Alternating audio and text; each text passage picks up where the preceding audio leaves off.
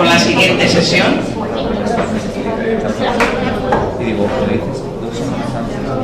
Seguimos en la misma estrategia, vigilancia. Ya tenemos los datos de consumo, ahora vamos a ver qué datos tenemos de resistencias. Hola, buenos días. Pues seguimos en vigilancia, de esta vez de resistencias, y esta charla la vamos a dividir entre yo, que soy Cristiana, y será justo, Laura Villar y Irene, que por primera vez se estrena hablando sobre vigilancia y medio ambiente. ¿Okay? Y esto para nosotros es bastante orgulloso. Estamos muy orgullosos de presentarla hoy. Se une a esta charla por primera vez. El medio ambiente es un sector que se unió un poco más tarde al PRAN en 2019. Empezó por un grupo de trabajo de hippies, pero en estos años ha trabajado muchísimo, y hoy por primera vez os va a dar unas pinceladas de lo que están haciendo en vigilancia de resistencias. Bueno, entonces, en el programa teníamos a Antonio. Antonio hoy se siente un poco chica y es Laura Villar, pero estaráis en buenas manos igualmente. Bueno, yo soy de la parte veterinaria del PRAN, como os comenté ayer. Soy veterinaria de carrera y llevo en el PRAN los últimos 6 años. Este es una de las áreas que más trabajo en el PRAN. Bueno, seguimos entonces en la primera línea estratégica. Ya llevamos muchas horas de esto, pero es sin duda de las más importantes, la que hemos empezado primero con consumo de antimicrobianos, tanto en humana como en veterinaria, y ahora y también vigilancia de resistencias. ¿Qué os parece? ¿Que es importante esta vigilancia, sí o no? Para un plan estratégico que se dice controlar la diseminación de las resistencias a los antimicrobianos, pues claro que sí. Pero, y esto ya nos lo dicta el segundo objetivo del Plan Estratégico Europeo de 2011, que decía que para tenernos un programa estratégico tenemos que tener un programa de vigilancia fuerte de resistencias, pero de los 164 países del mundo que dicen tener un plan estratégico, por lo menos en papel, ni todos tienen un sistema de vigilancia de resistencias. Y esto os digo porque es un poquito más complejo a la hora de implementar un sistema de vigilancia de este tipo. Primero, somos dependientes de testes diagnósticos, testes laboratoriales, cultivos, antibiogramas, que son más o menos costosos, algunos de ellos bastante costosos. Entonces, ni todos los países tienen este medio ni esta red, la posibilidad de montar esta red de vigilancia. Dependemos también de estos proveedores de información, que son los laboratorios de análisis clínicos, y de muchísima información, porque no es solo el microorganismo ni ser sensible o resistente. Necesitamos, para definir el caso clínico, pues de localizar, tanto espacialmente como en tiempo, el aislado, el origen, si es un animal, si es una persona, medio ambiente ya. Así que es un poco más tediosa reunir esta base de datos y hacerla fluida, y además es mucho más tedioso a la hora de compararnos intersectorialmente, porque utilizamos criterios distintos, puntos de corte distintos en animales y humanos, y también a nivel global, porque los puntos de corte que se utilizan en Europa no son los mismos que se utilizan en otros países del mundo. Entonces, ni siempre existe un programa de vigilancia de resistencias, por muy poco lógico que parezca, en un plan estratégico en todos los países del mundo. ¿Cuál es el objetivo? 3 fundamentalmente, voy a ser breve, ¿vale? Primero que queremos con programas de vigilancia de este tipo es medir, estimar, o que nos dé la fotografía de cómo estamos a nivel de prevalencias y de distribución de las resistencias. A la larga necesitamos evaluar tendencias patrones tanto a nivel temporal como espacial. Detectar brotes, detectar la emergencia de resistencias y además también contribuir a esta vigilancia global que os he hablado. O sea, es un problema global, necesitamos también contribuir a la vigilancia global. La segunda parte es actuar. Necesitamos de estos datos para informar la toma de decisiones, implementar medidas de control, de prevención, de uso prudente ajustadas. Necesitamos también de dar herramientas a los prescriptores para hacer una prescripción más actualizada en función de los datos epidemiológicos que tenemos a nivel regional, idealmente, para adaptar los protocolos de tratamientos. Y después, la última razón es reevaluar. Necesitamos de un programa de vigilancia alargado en el tiempo para monitorizar el impacto que tienen determinadas medidas que imponemos o que ponemos en marcha frente a lo que queremos, que es la lucha frente a las resistencias. Bueno, voy a hablar de la parte animal. Y en la parte animal tenemos dos sistemas de vigilancia de resistencias. Creo que os fijáis con estos dos nombres, que os quedéis con ellos. Es la vigilancia de resistencias de bacterias zoonóticas y comensales y la vigilancia de resistencias de bacterias patógenas clínicas. Bueno, y para elucidar la importancia de uno y de otro, os he traído este diagrama de un excelente microbiólogo que es Bruno Sol, que, bueno, resume un poco la fluidez y la transmisión de las resistencias, pero yo no quiero que os concentréis en eso. Lo que yo quiero ver es cuáles son las posibilidades de transmisión de resistencias de animales a humanos. La primera es el contacto directo de humanos y animales, y aquí, tal como decía Bruno ayer, los pequeños animales tienen mucho protagonismo en culturas europeas como la nuestra. La segunda es la vía alimentaria, ¿vale? Es verdad que los alimentos, por lo menos en Europa, están libres de residuos de antibióticos, pero no están libres de peligros biológicos, o sea, y también de bacterias que pueden transportar resistencias. Y después, por vía indirecta, estos animalitos también excretan al ambiente resistencias y residuos que pueden llegar al ser humano tanto por agua, tierra, como por vectores como los animales salvajes, ¿vale? Entonces, la primera vigilancia de resistencias de bacterias zoonóticas comensales, el objetivo que tiene es controlar esta transmisión por vía alimentaria. Es una vigilancia muy relevante para salud pública. Estamos a vigilar animales sanos en última línea de producción que a priori no llevan antibióticos porque están sanos, están esperando al sacrificio, o alimentos ya en el mercado, puestos en el mercado. Y la segunda es la vigilancia de resistencias de bacterias patógenas clínicas, que el objetivo son varios, pero en términos de salud pública es la que pretende controlar pues la transmisión por una enfermedad zoonótica. Como os decía Bruno Son ayer, pues 60% de las enfermedades humanas son de origen animal. O sea, esta es la que nos permite vigilar esta hipotética transmisión. O sea, que tiene una importancia también para la salud pública, pero también para la práctica clínica veterinaria. Además, lo que estamos controlando aquí es animales enfermos, animales que sí reciben tratamientos, sí o sí. Entonces, nos parece, en nuestro entender, que es el indicador que más se puede relacionar con el consumo. Y si es el indicador que más se relaciona con el consumo, también es el indicador que nos sirve mejor para implementar medidas ajustadas en esta lucha frente a las resistencias.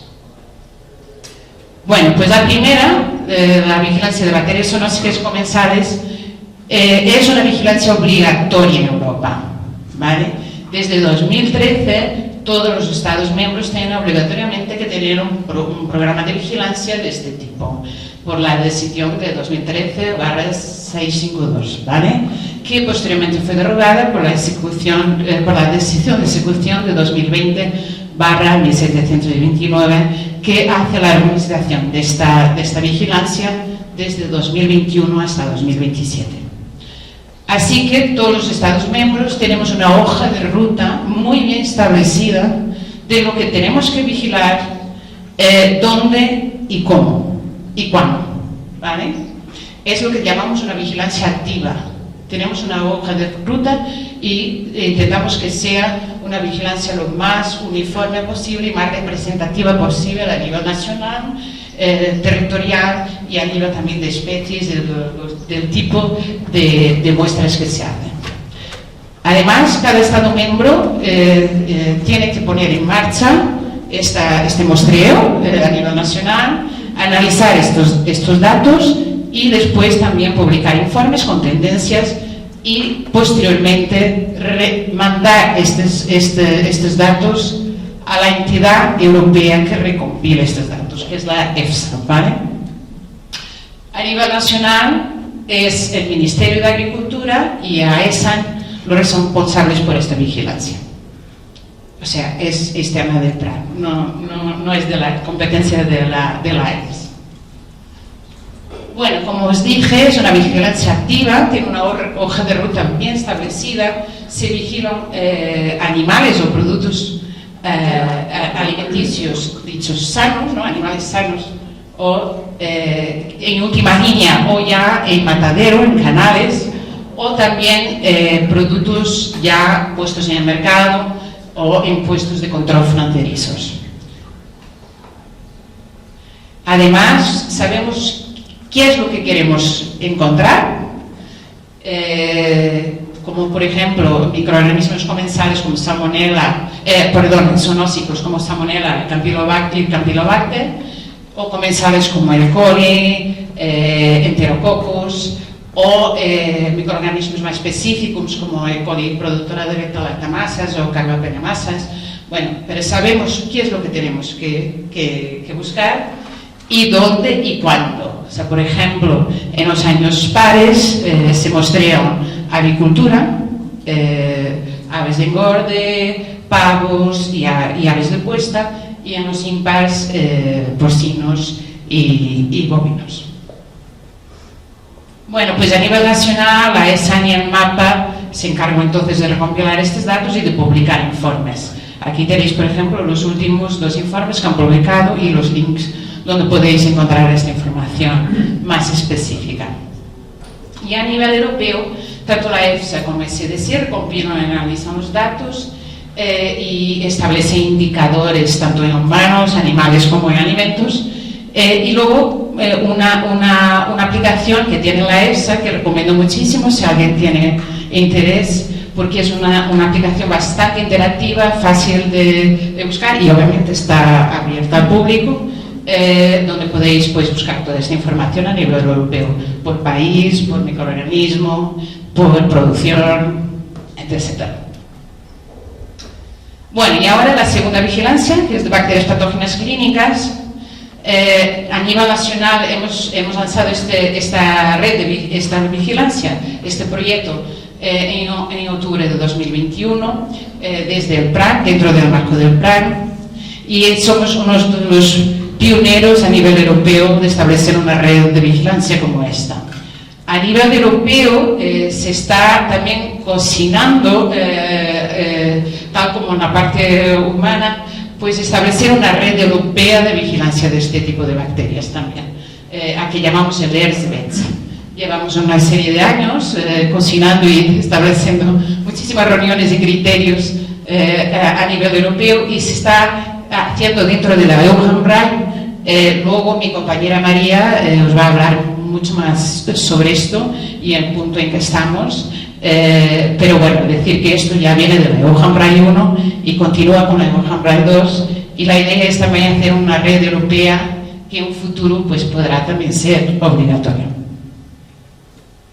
Bueno, ¿cuál fue el intuito con que hemos lanzado este proyecto? Primero, porque creemos que el uso de antibióticos se debe basar siempre en un test de sensibilidad, identificación de patógeno y test de sensibilidad, pero si no es posible, pues al menos debe basarse en información epidemiológica, lo más localizada posible. Además, con la entrada del famoso reglamento 6/2019, el veterinario hoy en día tiene que justificar el uso de determinados antibióticos, nominadamente de categoría B, o de determinados tratamientos, como es la profilaxis o la metafilaxis. Lo que dice el reglamento es que sea posible con un test de sensibilidad o con información epidemiológica. ¿En qué consiste entonces? Este proyecto tiene 3 objetivos principales, ¿vale? Lo primero es que sea para nosotros un proyecto de vigilancia, todo lo que hemos comentado antes. Queremos conocer tendencias en el tiempo, conocer la prevalencia, implementar medidas ajustadas. El segundo es que sea también una red de laboratorios con criterios unificados, con metodologías unificadas, y actualmente ya tenemos 23 laboratorios que se adhirieron a este proyecto de forma voluntaria. Como os dije, el plan no obliga a nadie, no tiene poder para obligar nada, así que es todo de forma voluntaria. Y una de las intenciones que teníamos aquí era, por ejemplo, adaptar los paneles de sensibilidad al sector veterinario, que no siempre están bien adaptados. No es fácil, no hemos conseguido a nivel nacional, no hemos sido suficientemente cativos para cativar ninguna empresa de paneles de sensibilidad, pero también es uno de los trabajos que se está haciendo en IELSVET para ver si a nivel europeo tenemos un poco más de fuerza. Bueno, y aparte, y esto es una gran novedad de nuestro sistema, es que esto también pretende ser una herramienta interactiva de ayuda a la prescripción de los veterinarios.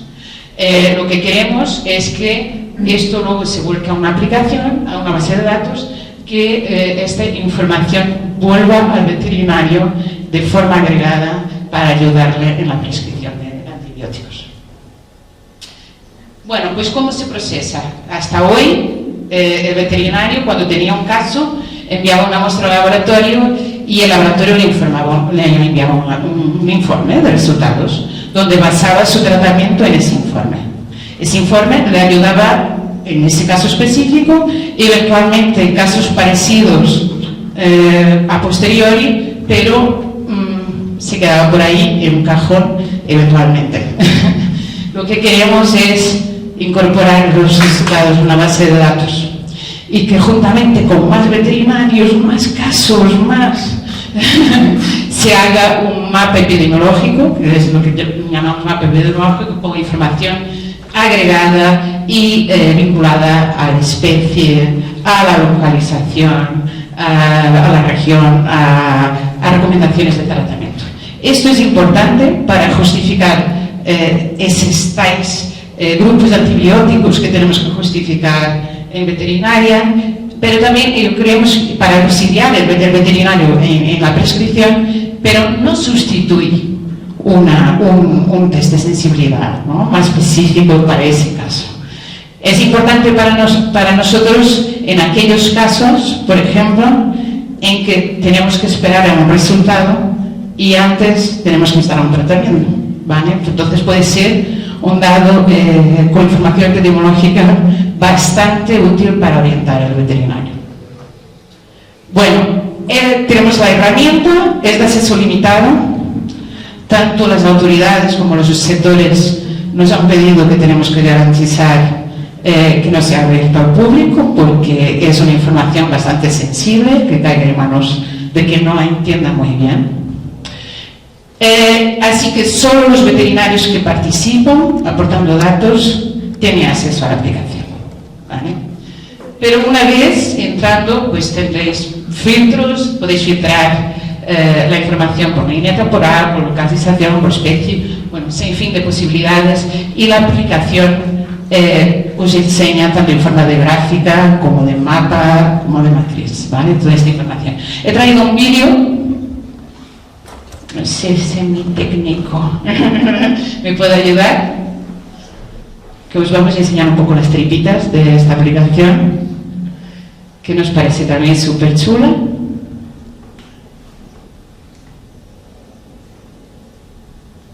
No sale. Si os dais cuenta, pero la estoy vendiendo, ¿no? Estoy vendiendo nuestra aplicación a los veterinarios aquí de la sala, por lo menos. ¿No sale? Que no está conectado. Ay, qué pena. Ahí. Ahora. Perfecto. Mirad.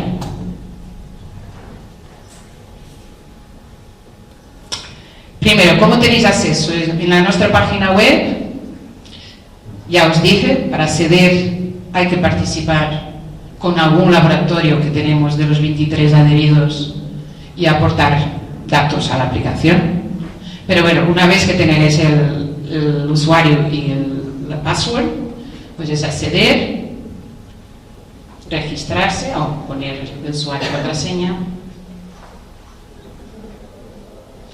Y aquí ya os abre toda esta posibilidad de filtrar la información por el periodo de tiempo, región, especie, microorganismo, y la aplicación os permite tanto elegir casos como perfiles de sensibilidad. En este caso queremos ver en Cataluña pues cuántos casos son aislados de una bacteria X y ver cuántos hay, ¿no? Y ver su perfil de sensibilidad en el mapa, ¿vale? De tantos aislados, tantos fueron resistentes, tantos sensibles. Y esto lo visualizamos en el mapa. Si no queremos un mapa, pero queremos una forma gráfica, seleccionando abajo no se ve muy bien, pero también se puede seleccionar un gráfico y la aplicación nos presenta un gráfico. Esto es casi... Aquí, por ejemplo, veis que de todas las cepas, la colistina ha sido sensible a todas y nosotros, pues no. O puede presentar en forma de matriz. Estamos hablando de Escherichia coli y el porcentaje de sensibilidad que ha tenido en ese periodo de tiempo, en esa localización, ¿verdad?, a todos los antibióticos. ¿Vale? ¿Os la he vendido bien? Vale.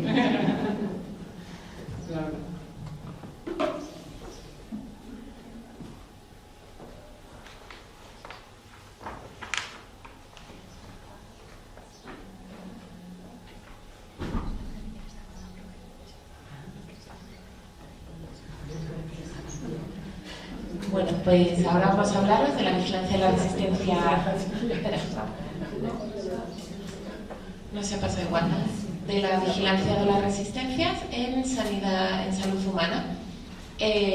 Rafael ya os comentó la parte más microbiológica. Y ahora vamos con la parte ya más que está en nuestro campo, en el campo del PRAN. ¿De acuerdo? Otra vez esto.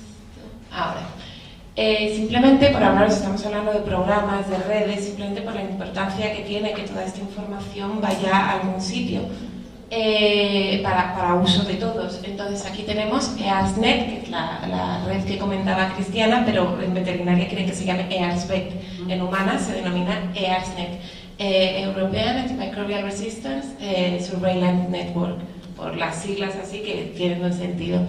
Tenemos también otras redes que son de fuera de la Unión Europea, WScape es de la Unión Europea, pero KSAR me parece que es del continente asiático. Por ejemplo, GLAS AMR, si recordáis antes teníamos GLAS AMC, que es de la OMS, AMC es para consumo de antibióticos y AMR es para vigilancia de resistencias, de bacterias resistentes. En esta España todavía no participa porque todo esto implica mucho trabajo y todavía no hemos podido tener los recursos para poder participar bajo sus requerimientos y lo que nos piden. Luego también hay otros programas de vigilancia privada, como tenemos el ATLAS, que también vigila el tema de consumo de antibióticos, no solo de resistencias, Sentry, Smart, Leader, son distintas redes que hay. No sé si estáis apuntando a las que se debe escribir, por dejar 2 segundos más la diapositiva, pero bueno, siempre nos podéis escribir al plan para tener toda la información que necesitéis, si os ha faltado en algún momento. Centrándonos en EARSnet, porque es en la que activamente participamos, he de decir, desde el Centro Nacional de Microbiología y el Centro Nacional de Epidemiología, los dos dependientes del Instituto de Salud Carlos III. ¿Vale? El PRAN no tiene los datos de resistencia de sí, sabéis que estos datos los tienen los laboratorios de microbiología que envían a las comunidades autónomas, a su responsable de las comunidades autónomas y de ahí al Centro Nacional, al Ministerio de Sanidad y al los distintos centros nacionales de EPI y de micro. Aquí tenemos EARSnet, que está financiada con fondos públicos, vigilancia de la resistencia a los antimicrobianos, y está basado en los datos clínicos rutinarios, es decir, en los datos de los laboratorios, de la vigilancia activa que hacen los laboratorios en su práctica clínica habitual. Todo esto simplemente centrado en cepas invasivas, únicamente en muestras de sangre y de líquido cefalorraquídeo. Las bacterias que se vigilan, las tenéis ahí nombradas, se vigilan Escherichia coli, Klebsiella pneumoniae, Pseudomonas aeruginosa, especies de Acinetobacter, Enterococcus fecalis y faecium, el MARSA y Pneumoniae, Streptococcus pneumoniae. Todos estos, de cada uno se vigilan una serie de antibióticos, no se vigilan todos en todos, simplemente los que son un riesgo en cada uno de ellos.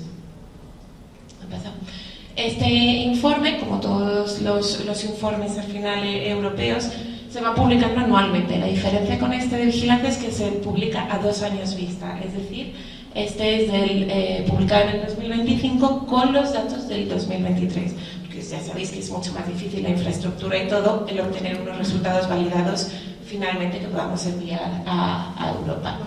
Ahí tenéis el enlace, bueno, no se ha copiado el enlace, se ha copiado el título, pero vosotros si ponéis EARSnet ECDC en Google podéis acceder a todas las páginas, a todos los informes del ECDC, en donde también están humana, veterinaria, todos.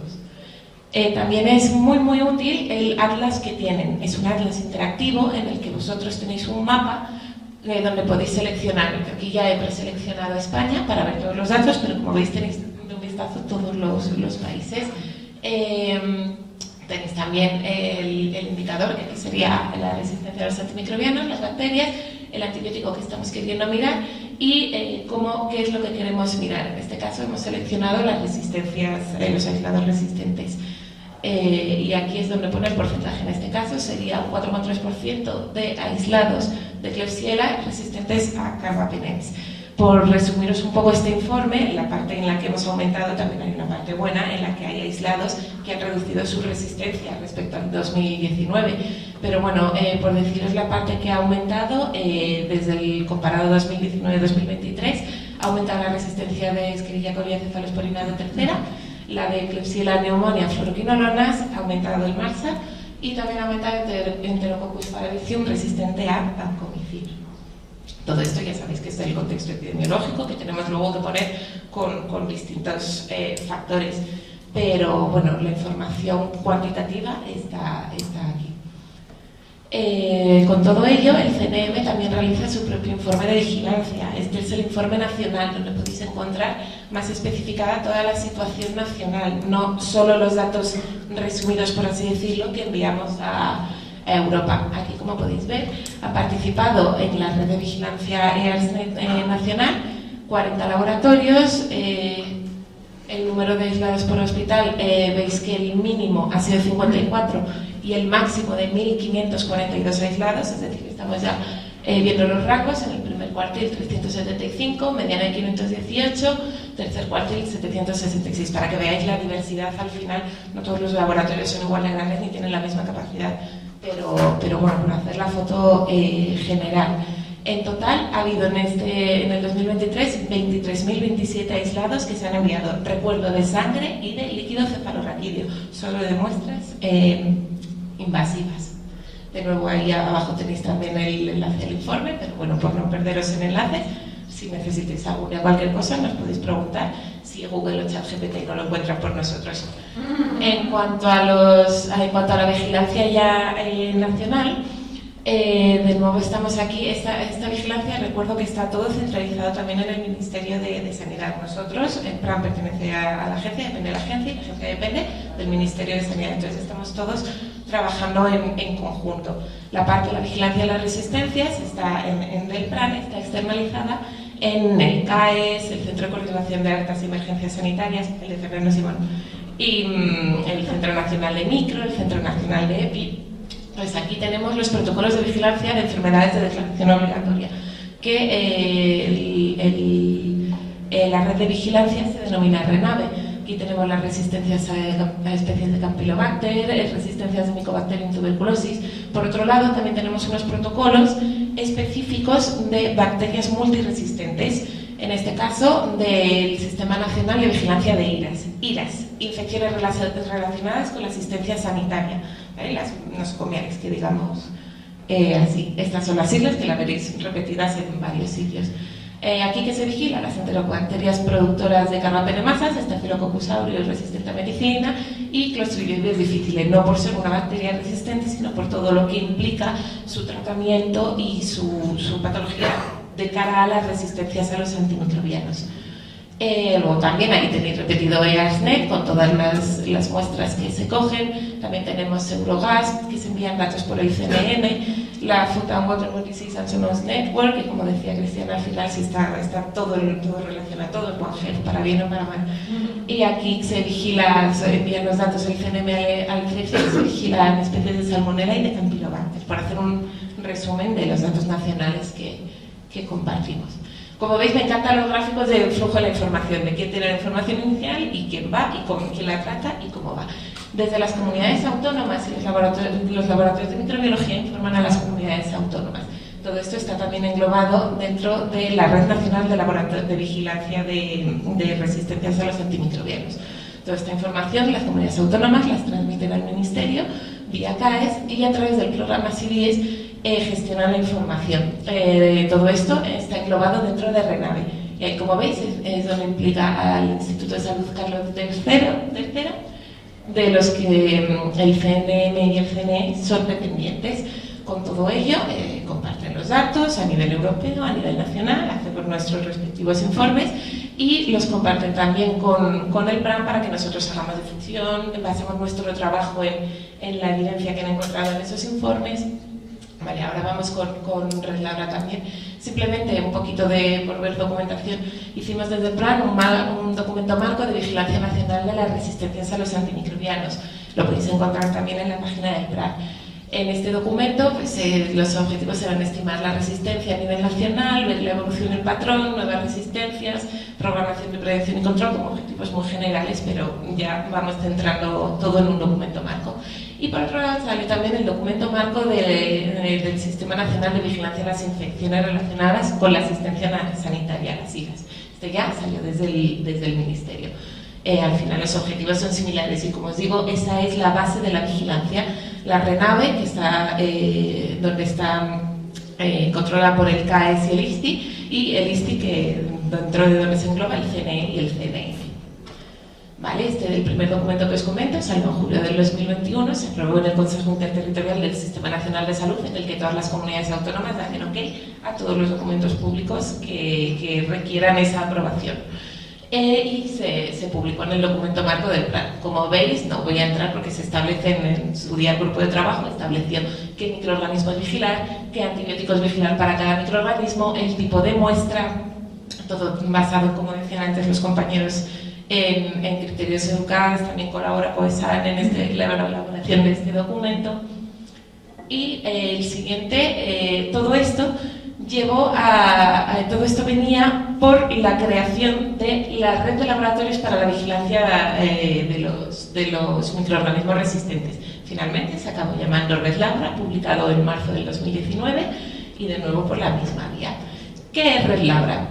RedLabra es una red de laboratorios cuyo centro es el CNM, ¿de acuerdo? Se estableció para vigilar primero algunas bacterias, no todas las bacterias resistentes, porque eso requiere muchos recursos, muchas capacidades que todavía no disponemos, y básicamente se dividen en 3 niveles. El básico, los laboratorios de nivel 1 hacen caracterización fenotípica. Los de laboratorios de nivel 2 son aquellos que ya tienen capacidad de caracterización molecular, de caracterización genotípica. Y los laboratorios de nivel 3 son donde ya se hace la secuenciación del genoma completo, ¿vale? Ya el nivel máximo en este caso es el CNM como laboratorio de referencia central, pero a la vez el flujo de todas las muestras y toda la información va hacia el CNM. Ya os digo que nos costó arrancar un poquito por todo lo que implica toda esta estructura, toda la organización, pero ya está en marcha, ya está establecido desde hace ya, yo creo que 3 años, una notificación continua de los laboratorios y estamos consiguiendo que todas las comunidades autónomas tengan laboratorios de nivel 2 participando en la red. Estos son los objetivos de Red Labra en el nuevo plan 2025-2027.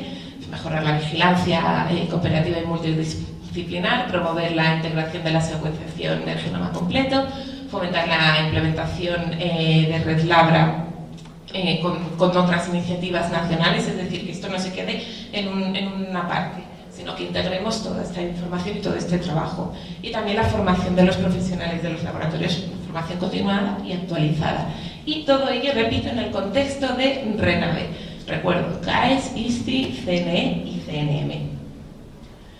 Vale, aquí tenéis también los 2 informes con los datos. Si os interesa, es muy molecular, por así decirlo. Hay datos de resistencia de toda la secuenciación del genoma completo, de distintas mutaciones de resistencia, de distintos clones, conclusiones de diseminación interregional de distintas cepas. Es muy interesante, un poco técnico, pero muy interesante el documento. Queda pendiente el dato de la publicación del informe del 2025, que recuerdo es a 2 años vista, es decir, publicarían los datos del 2023 que todavía están analizando. Luego, respecto al documento marco, las IRAS, como decía, son todas aquellas infecciones que se pueden desarrollar en el paciente como consecuencia de la asistencia o atención recibida en el hospital. Es decir, todas las infecciones que decíamos antes nosocomiales. Pues ahora nos referimos en el término como IRAS.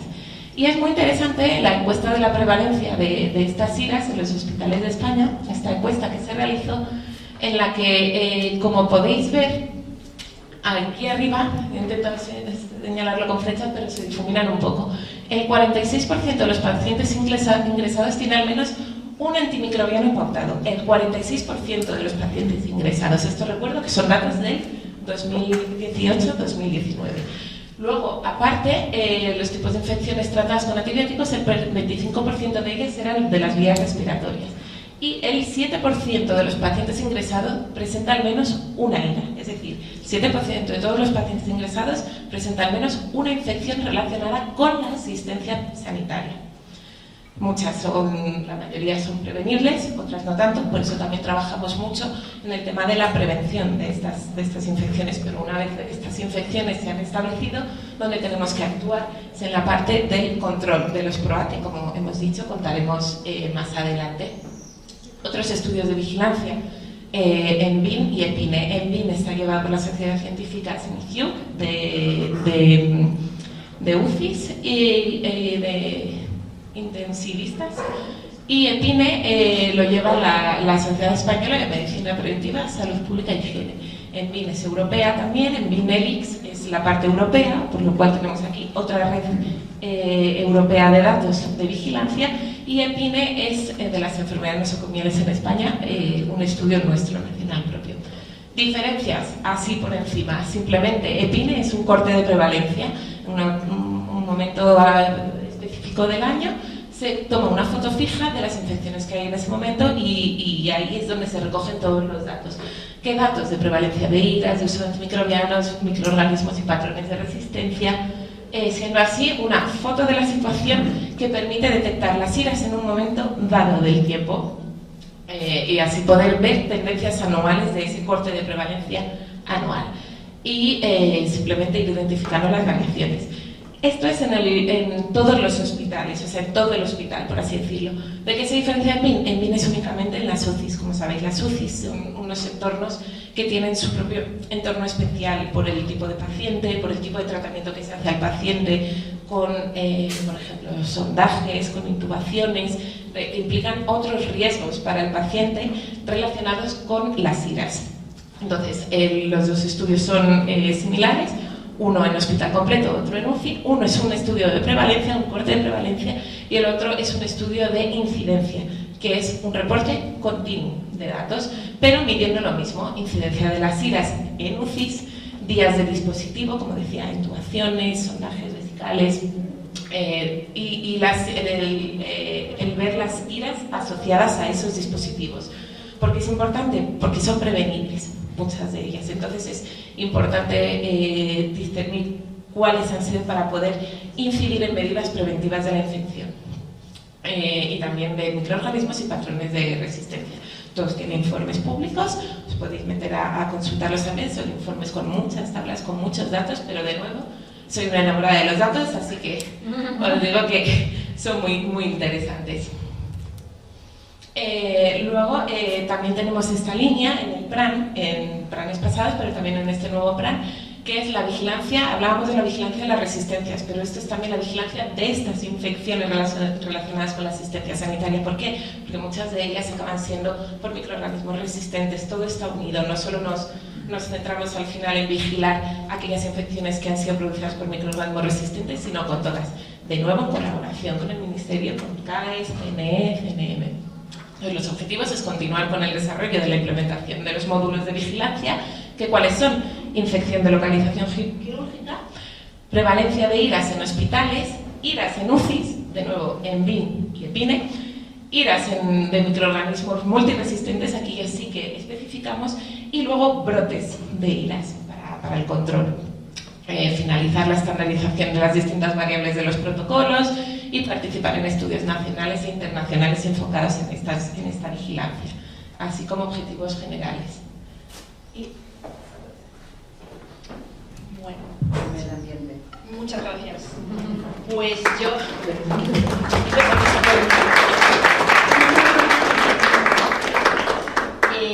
yo os voy a hablar de la vigilancia en resistencias en medio ambiente, lo cual quiere decir que todo lo que habéis visto hasta ahora os podéis olvidar de ello.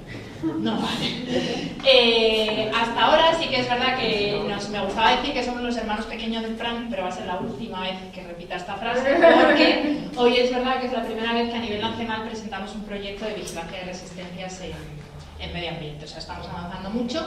Y lo siguiente va a ser integrar esos sistemas de vigilancia con humana y con veterinaria para ser, ya somos One Health, pero serlo más todavía. Entonces, ¿qué nos pasó cuando empezamos a trabajar en resistencias en medio ambiente? Para empezar, empezamos tarde, en 2014, y la parte medioambiental nos incorporamos en el 2019. Y para seguir todo el trabajo encomiable que habían hecho nuestros compañeros de humana y de veterinaria, que era brutal, no nos servía para nada. ¿Por qué? Fundamentalmente porque el medio ambiente no consume antibióticos. O sea, no consume. Lo más parecido a esto podría ser el uso de antibióticos en agricultura, que en Europa está prohibido.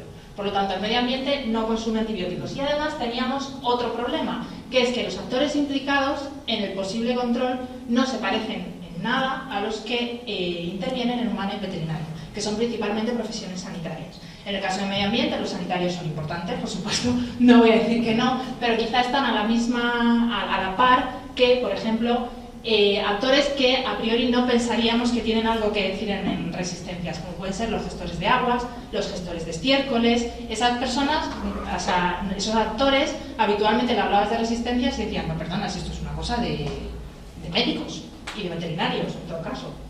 Entonces, lo que hemos hecho estos años es, empezamos a trabajar en un proyecto que contaba con 3 fases para intentar entender cuál es el papel del medio ambiente en este problema. Y ya os voy a hacer spoiler. De entrada, dentro del plan ahora mismo estamos abordando el medio ambiente como el medio por el cual se transmiten resistencias a humanos y animales. Esto no quiere decir que no nos importen los efectos en el medio ambiente, son tremendamente importantes, pero la idea inicial, hay que priorizar, nos vamos a enfocar en el papel que tiene el medio ambiente como transmisor de resistencias que puedan causar un problema de salud pública. Entonces, nuestra primera fase del proyecto fue conocer las fuentes de emisión y cómo se comportan los antibióticos en el medio ambiente, es decir, desde dónde salen, cómo se distribuyen y a dónde llegan, y intentar predecir, dependiendo del tipo de antibiótico, que al final no dejan de ser sustancias químicas, hacia dónde se van a mover. Se van a ir hacia el agua, se van a ir hacia el suelo, hacia dónde se van a mover.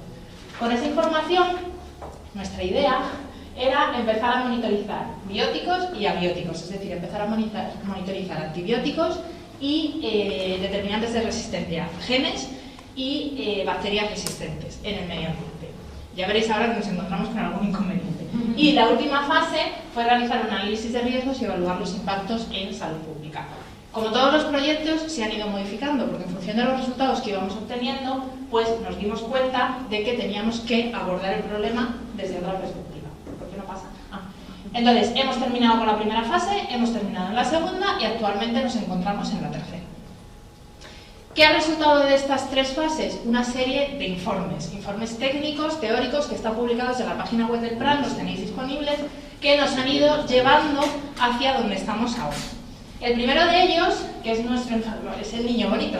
Yo es el que más cariño le tengo porque fue el que más nos costó y es verdad que ya se empieza a quedar un pelín desactualizado, pero para mí es el más importante y en el que nos vamos a detener más, que es el que describe las fuentes de emisión, las rutas de dispersión y las principales vías de exposición a humanos y animales de esos residuos o esos genes que llegan al medio ambiente. ¿Cuáles son esas rutas? Pues todas estas que veis en pantalla.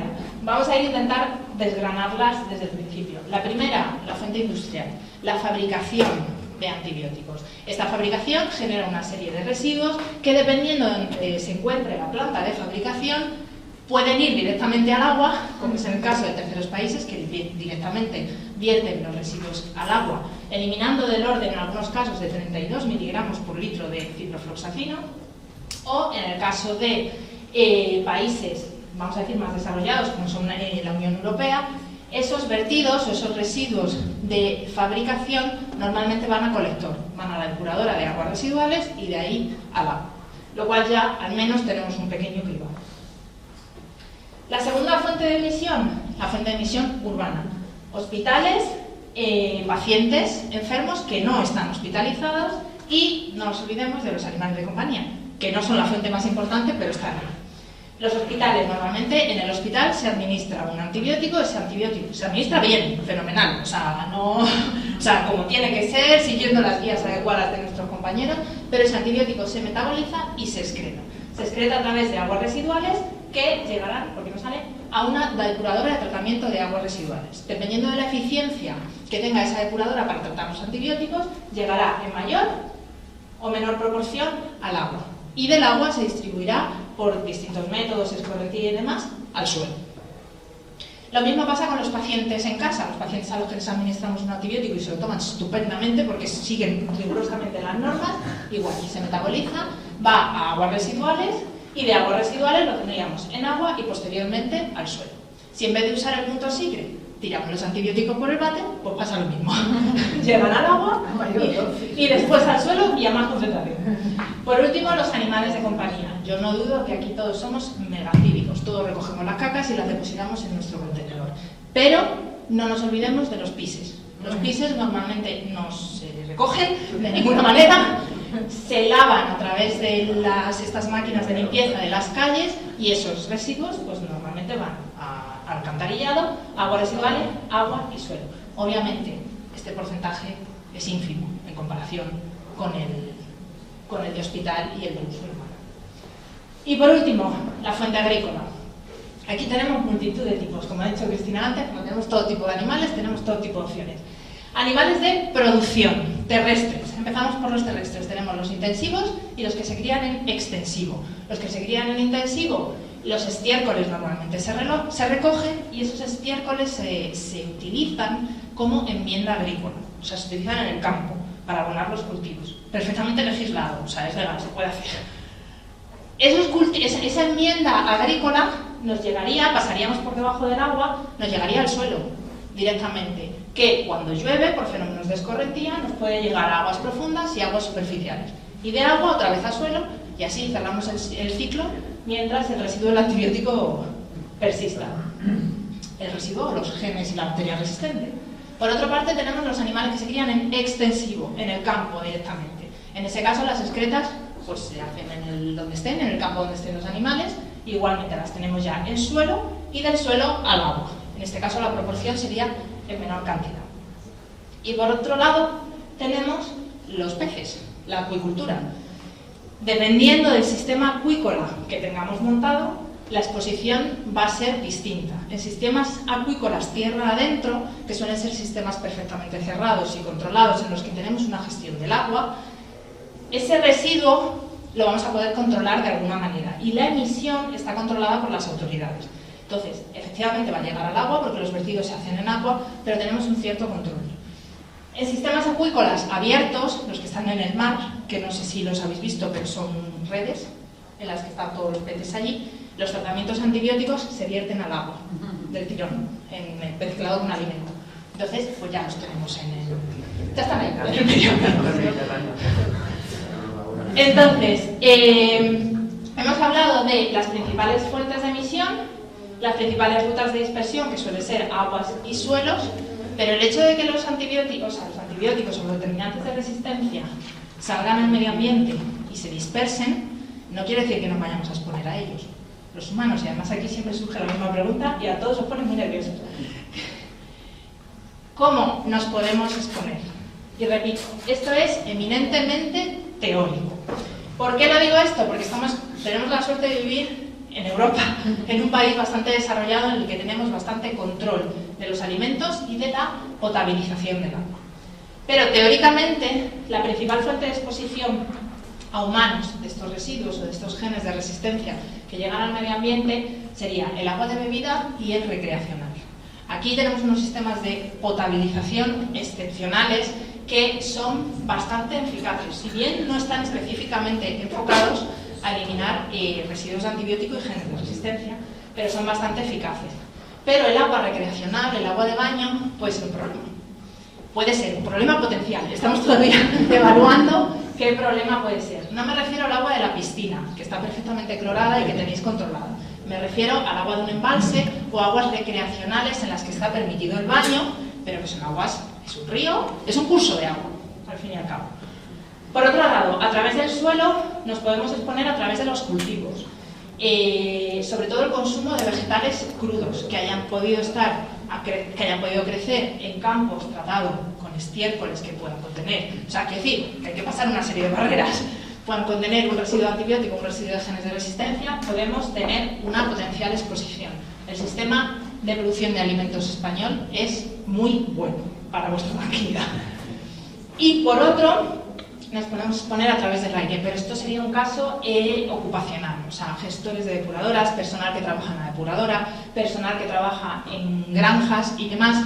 Es verdad que es una zona en la que si estás tratando con animales o estás trabajando en una depuradora de aguas residuales, puede ser que en el aire tengas restos de, pues, encontrar bacterias o genes que puedan ser resistentes.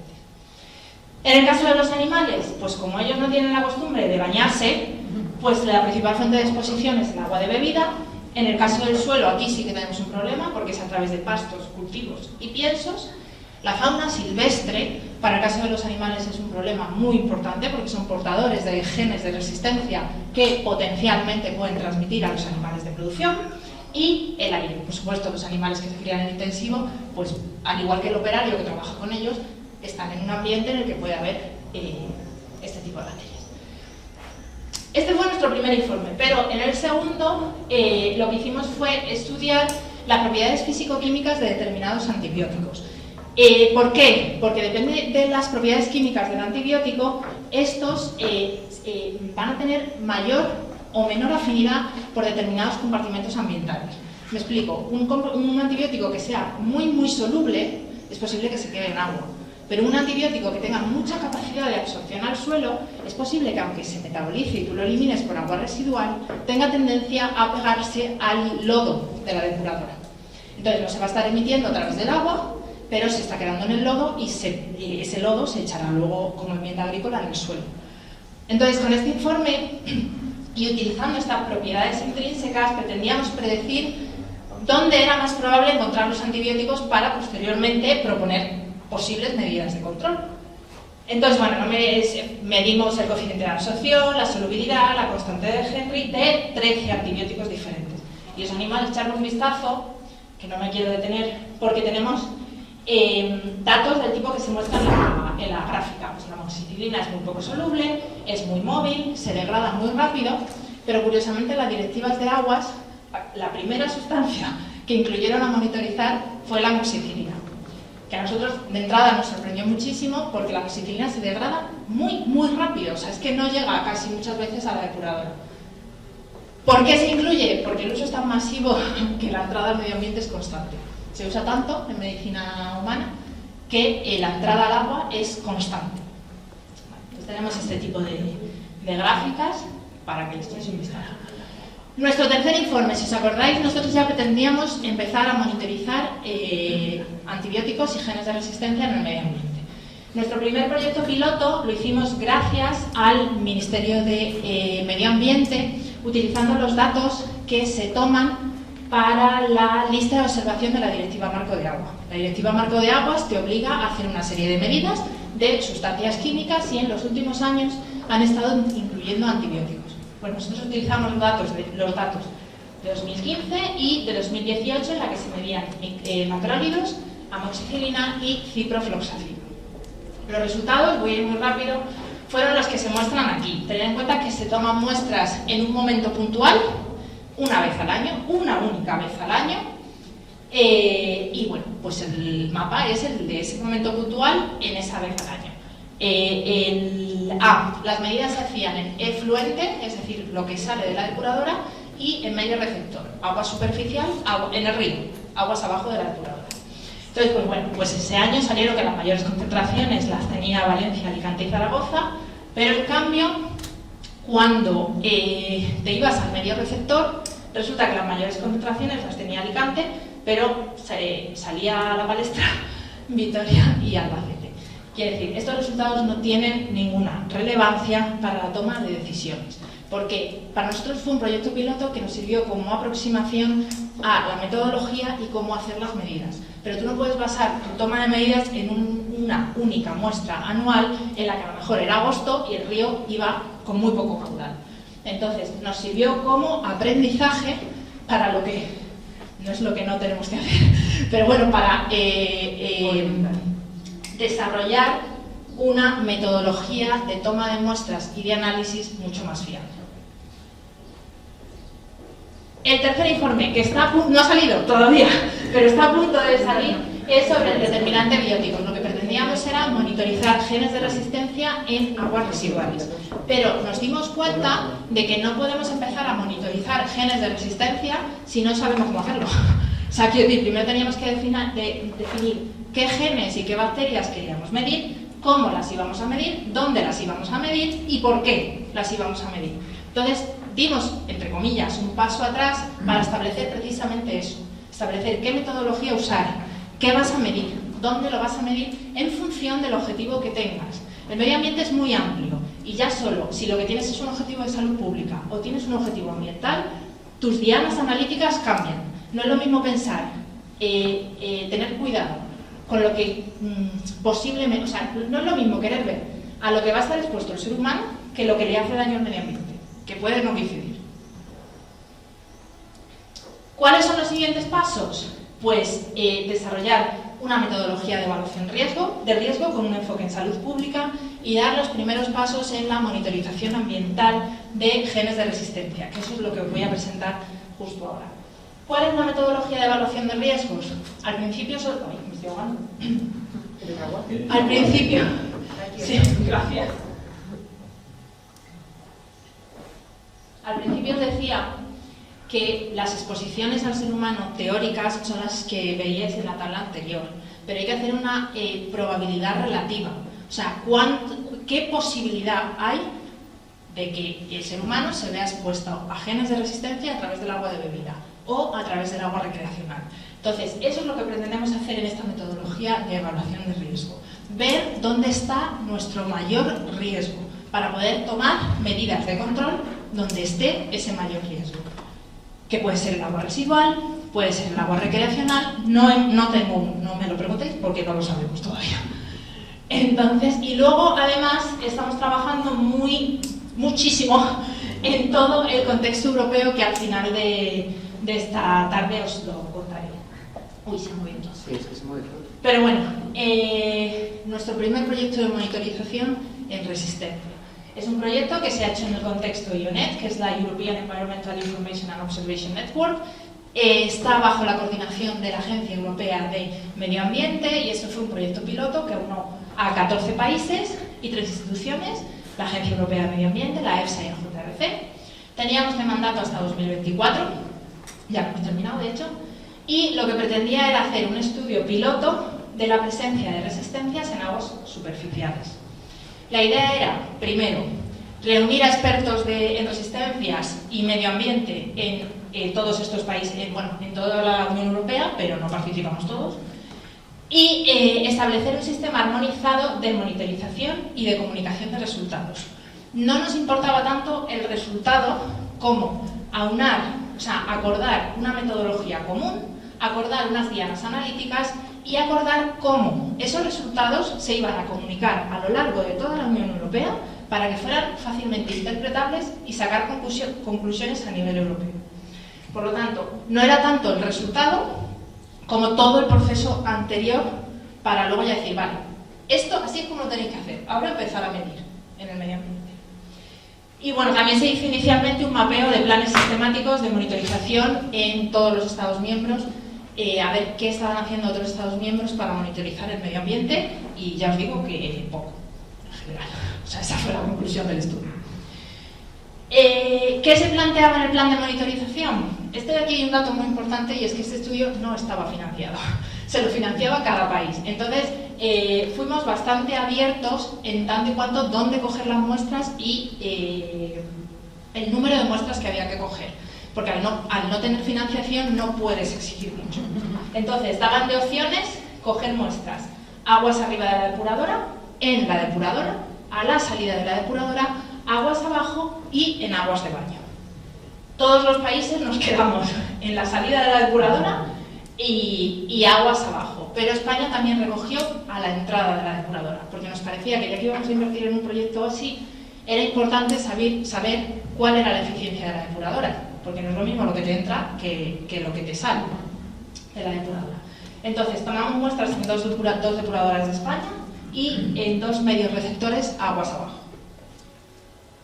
¿Qué medimos? Pues medimos por cultivo, E. coli, buscando E. coli SBL, y genes, pues todos estos que están aquí, el 16S, que te sirve para ajustar los resultados, presencia de interrones, de cefalosporinas de tercera generación, resistencia a aminoglicóxidos, macrólidos y vancomicina. ¿Cómo lo hicimos? Por cultivo, siguiendo el protocolo triciclo en el caso de las E. coli SBL, y por qPCR para el caso de los genes, con 2 laboratorios que trabajan directamente con el tramo. No voy a entrar en las técnicas analíticas porque no viene al caso. ¿Qué encontramos? Cultivo en la depuradora y en el medio receptor 1. Miren, el azul es lo que le entra a la depuradora, el naranja es lo que le sale y el gris es lo que hay en el río. Entonces, muy bien por la depuradora, porque el influente tiene bastante más concentración que el efluente y el agua superficial. Es verdad que hay datos curiosos. Esto es E. coli y esto es E. coli SBL. Entonces, hay datos curiosos porque, por ejemplo, en julio encontramos más E. colis en el río que a la salida de la depuradora. El asterisco no quiere decir que sean datos significativos, simplemente sirve para remarcar que había más, no hay análisis estadístico. Y en cuanto a la proporción de E. coli SBL, tanto en mayo como en julio había más en el agua superficial, un poquito más, tampoco eran unos números exagerados, había un poquito más en el agua que a la salida de la depuradora, lo que parece indicar que hay fuentes de contaminación que están directamente relacionadas quizá con los residuos que se generan en salud humana. Probablemente hay fuentes de contaminación del campo, quizá veterinarias, no lo sabemos, que nutren el río de E. coli. Y en esta depuradora hubo un dato que nos llamó muchísimo la atención, porque la proporción que se ve aquí en esta tabla, la proporción de SBL con respecto a E. coli llegó al 35% uno de los meses. Entonces, ya empiezan a ser números ya bastante preocupantes. ¿Qué pasó con los datos de los genes? Muy similares. Las mayores concentraciones, no voy a ir uno por uno porque estas gráficas son un infierno. Las mayores concentraciones se encontraron, obviamente, en lo que entra a la depuradora, viéndose reducidas a la salida de la depuradora y luego en el río, con excepciones. Los asteriscos ya digo que no quiere decir significancia estadística, ¿eh? En la otra depuradora que encontramos resultados muy similares, pero es verdad que esto nos deja un poquito más tranquilos porque las concentraciones de SBL solo estuvieron por encima del 10% en una única medida. Entonces, el patrón de tener muchas SBLs en el río parece que hay que estudiarlo un poquito con más detenimiento. Y los mismos resultados, o resultados muy similares, obtuvimos para los genes. Muchos genes ni siquiera los detectábamos, sobre todo el de beta-lactamasas y el de vancomicina casi no se medía en agua residual, y en general el influente tenía más concentración que el efluente y el río. Las eficiencias de las depuradoras, que esto es algo muy importante y que estará mucho en discusión. Por encima del 95%, casi en todas. O sea, las depuradoras tenían mucha eficiencia en la eliminación de residuos de bacterias y de genes de resistencia. Los venían disminuyendo entre 2 y 3 unidades decimales. Y el problema es que no sabemos cómo de importante es que se estén liberando al medio, por ejemplo, 10 a la 2 del gen de la vancomicina. Bueno, la vancomicina no la encontramos, pero bueno, del ERM. No sabemos cómo de importante es eso para la exposición de seres humanos y animales. Entonces, conclusiones. Valores más altos, lo repetí mil veces, influente, efluente y río. La eficiencia de las depuradoras es muy alta, no sabemos si es suficiente, y la monitorización a largo plazo, que es lo que os he dicho antes de la fase 3 del plan. ¿Qué hay que monitorizar? Ahora está tremendamente de moda el agua residual. O sea, todo el mundo quiere medir en aguas residuales, porque es verdad que en el COVID fue muy útil, muy útil, tremendamente útil. El problema es que el hecho de que haya un gen, estoy hablando de genes, en el agua residual no quiere decir que ese gen se vaya a incorporar a esa bacteria, que esa bacteria vaya a asimilar el gen, que tú te vayas a tomar esa bacteria y que esa bacteria te vaya a provocar una enfermedad. Son muchos pasos lo que tiene que suceder. Por lo tanto, hay que ver exactamente qué queremos vigilar y por qué lo queremos vigilar, con qué objetivo. Y ya. Bueno, me toca a mí el final. Pero bueno, que el plan es una sola salud, una sola voz, que cada vez somos más One Health y que si tenéis dudas, aquí estamos, que no dudéis en contactar.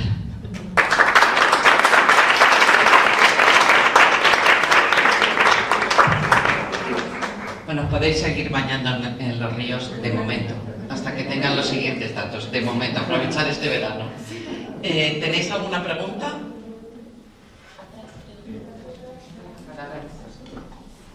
Hola, enhorabuena a las tres por las exposiciones. Yo quería hablar para Cristiana. La aplicación que nos enseñaste es para cualquier laboratorio de diagnóstico, o un centro de investigación que tiene ciertas muestras también puede volcar esos datos. A ver, no distinguimos a nadie, ¿eh? El problema es que es una vigilancia de animales enfermos. ¿Te he contestado? No necesitas de más explicación. Entonces, si estos datos de laboratorios o de centros de investigación son de animales enfermos, bienvenidos. Bueno, ya sabemos la problemática que tenemos en veterinaria con los puntos de corte. ¿Y vosotros qué aconsejáis? ¿Qué puntos de corte aconsejáis? ¿Qué paneles aconsejáis? Tenemos aquí a Rafa, tenemos que decirle un casta. Bueno, pues esta es una discusión que también estamos haciendo en ERSVET, en Ayuhan Ray, y María os va a poner al tanto un poco más en detalle sobre eso, ¿vale? Pero usamos varios, ¿eh? Ya. Ahora lo veréis, usamos varios. Porque en veterinaria, pues... Estamos esperando ansiosamente todos los puntos de corte de Eucasvet, pero no son rápidos. Entonces, cuando están, se usan. Pero si no, pues ya buscamos más cortes epidemiológicos. Sí, exacto. No se utilizan los puntos de corte epidemiológicos, ¿no? Que son las distribuciones, aquellos microorganismos que no tienen mecanismos de resistencia adquiridos, ¿no? Eso es universal, te da igual un coli en un caballo, en un perro, en un gato, en un cocodrilo, en el medio ambiente, que un coli en salud humana. Los colis todos son iguales cuando son sensibles y pertenecen a la población salvaje, ¿no? Y no tienen esos mecanismos de resistencia adquiridos. Efectivamente, se están poniendo los puntos de corte de UCAS, están los de CLSI, pero es más complejo de lo que parece, ¿no? Porque la farmacocinética de un caballo no tiene nada que ver con la de un perro o con la de un gato. Entonces, pues hay bastantes complicaciones. Es que el trabajo se multiplica por 30 o 40 mil. Pues aprovecho a preguntar, ahora que tengo el micrófono. Vamos a ver una cosa, ¿cuáles son las razones que os llevan a que sean confidenciales los mapas de resistencia? ¿No? Porque en Humana se publican, tú incluso lo has presentado, entras en el EASNet y te puedes construir tus tablitas, tus mamitas para presentaciones. Pero ¿cuál es la razón que no alcanzo a entender? ¿No?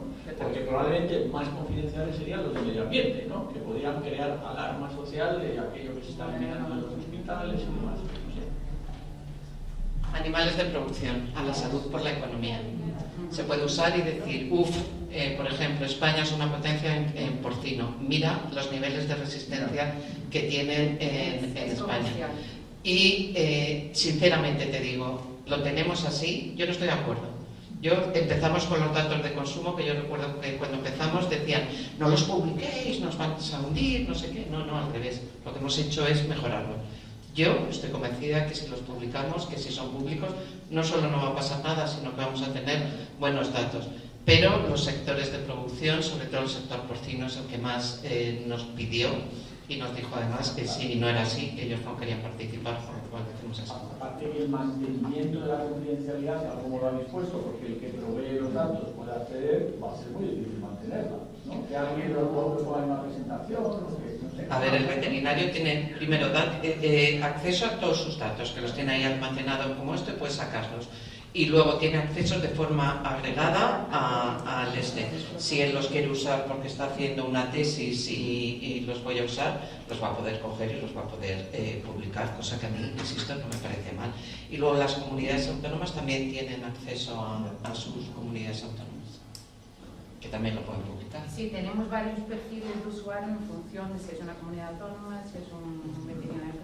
Obviamente los datos que no estaban anonimizados son los suyos y ya son suyos, o sea, el dato del veterinario es del veterinario, el dato de la granja es de la granja, o sea, son los únicos. Los demás es de forma agregada, garantizamos eso.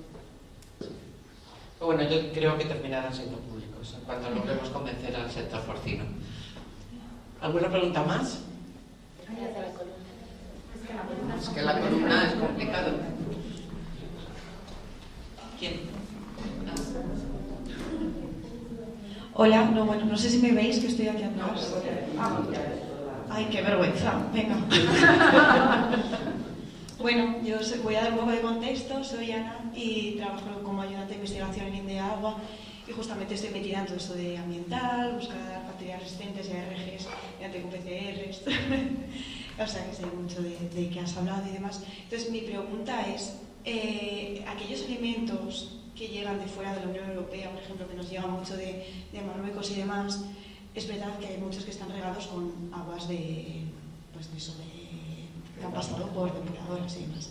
Entonces, esos luego llegan a España y bueno, pueden contener pues algunos ARGs y demás. Entonces, eso, ¿cómo lo podría contemplar el PRAM? Esa es la primera pregunta. Y luego tenía otra pregunta. Y es que es verdad que hemos hablado mucho que toda agua acaba en las aguas depuradoras. Entonces, eso ya no sé si es de competencia o no, pero yo lo pregunto. Es que no te he entendido, o sea, no te he oído lo último que has dicho. Que luego también hemos visto, ha remarcado mucho que todo acaba pues en las aguas de depuradoras. Y es verdad que habéis hecho un estudio bastante intensivo, buscando aguas arriba, aguas abajo, que me ha parecido brutal, la verdad. Y entonces, ¿en estas depuradoras se podría implementar algún tipo de membranas o algo que ya no sé si es de vuestra competencia o no, para efectivamente como recoger estos ARGs para que luego pues no acaben en las aguas de baño, etcétera, etcétera, la fauna y demás? Gracias. Con respecto a los alimentos, es la pregunta del millón y no consigo que dejen de hacerme en esta charla, porque a todo el mundo, no pasa nada, es una broma, a todo el mundo le preocupan mucho los alimentos. Con respecto a los alimentos que vienen de terceros países, hasta donde yo sé, no se hace un control de resistencia, pero existe un control de resistencia específico no, pero hay un control sanitario, por lo tanto te aseguras que no vas a tener contaminaciones fecales, que ahí ya te estás quitando una gran proporción. Y lo segundo, mi recomendación siempre, cocinar muy bien los alimentos, por todo, no solo por las resistencias, cocinar muy bien los alimentos y lavar los alimentos que son crudos. El plan lo contempla. O sea, lo contempla porque no solo trabajamos a nivel nacional, sino que estamos empezando a trabajar con Latinoamérica, con otros países, con terceros países, en los que esto es un problema real, porque no tienen el sistema sanitario que tenemos nosotros. Lo que pasa que en nuestra escala de probabilidades, probablemente los alimentos no estén en primer lugar. O sea, quizá nos preocupen más otros puntos, digamos, más débiles de la cadena y que pueden ser otra exposición, que todavía no lo sabemos. O sea, estamos en ello. Eso por un lado, creo que te he contestado, ¿no? Sí. Por otro lado, las depuradoras. Al final de la charla te voy a contar, os voy a dar una chapa de legislación que no os la vais ni a creer.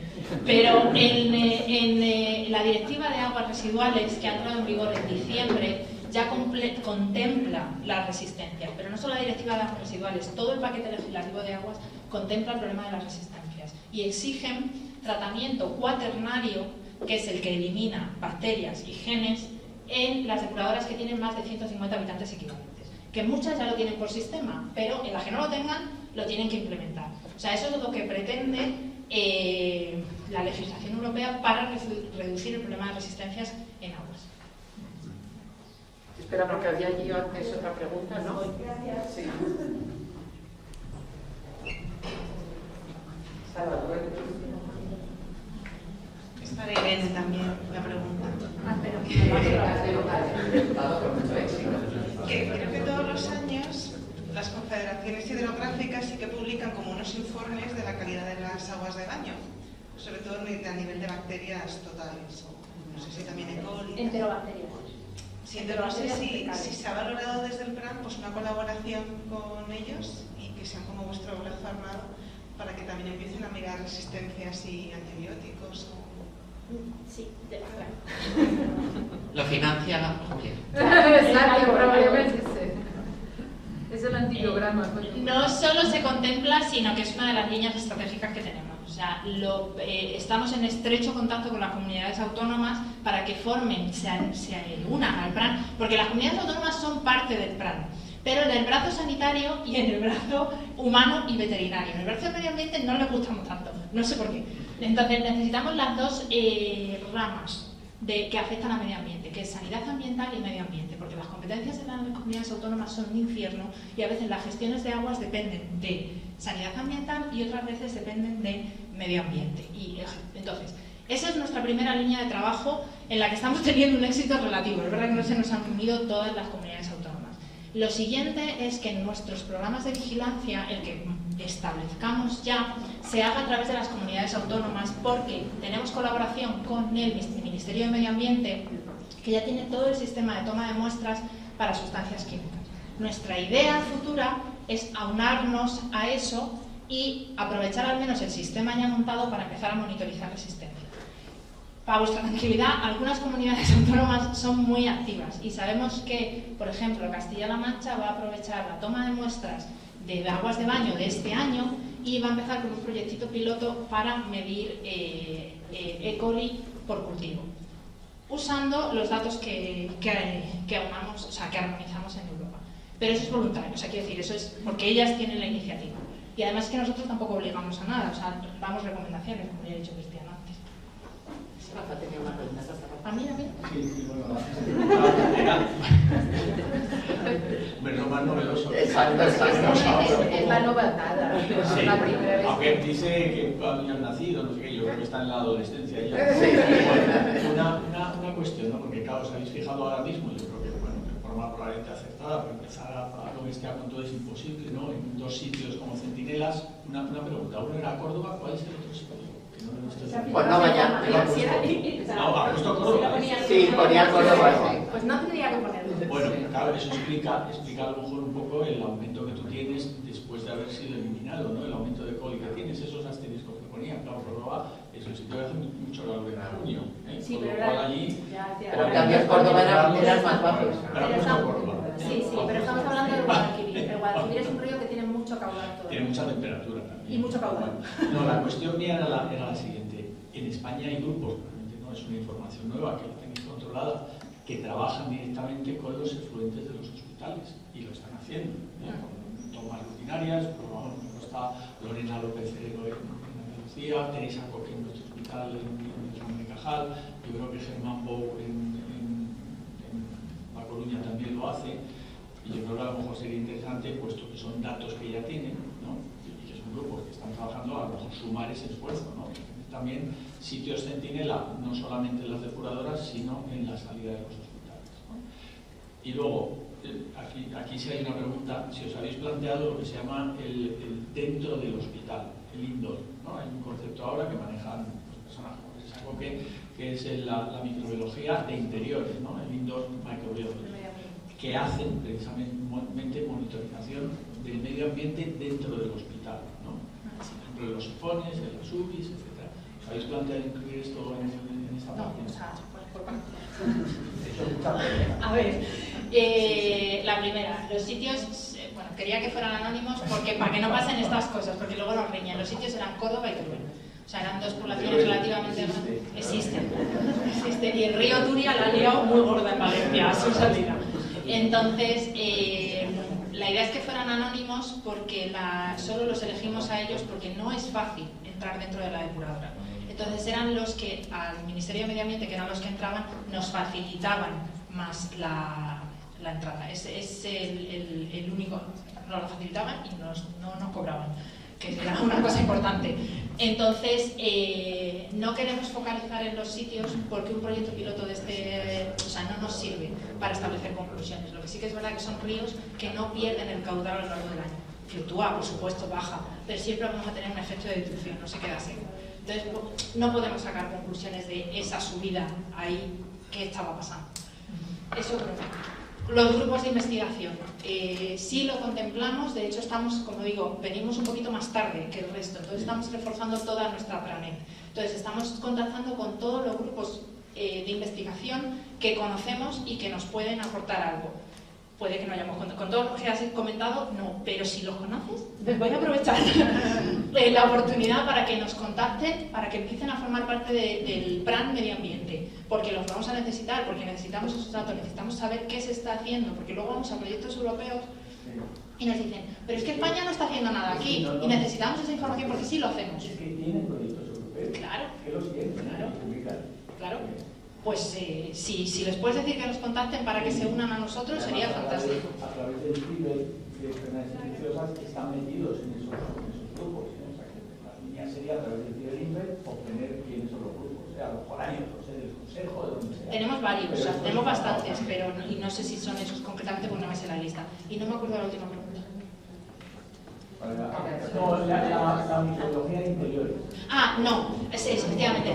El medio ambiente hospitalario deja de ser el medio ambiente de nuestra competencia, porque también tenemos el medio ambiente de la granja. Nosotros hablamos del medio ambiente de como el campo, o sea, el campo exterior. Es verdad que hay una franja de medio ambiente hospitalario, pero eso lo llevan los compañeros de humana y veterinaria. Muy bien, pues vamos a pasar a la siguiente presentación y la última antes de comer. Hombre, claro, un aplauso.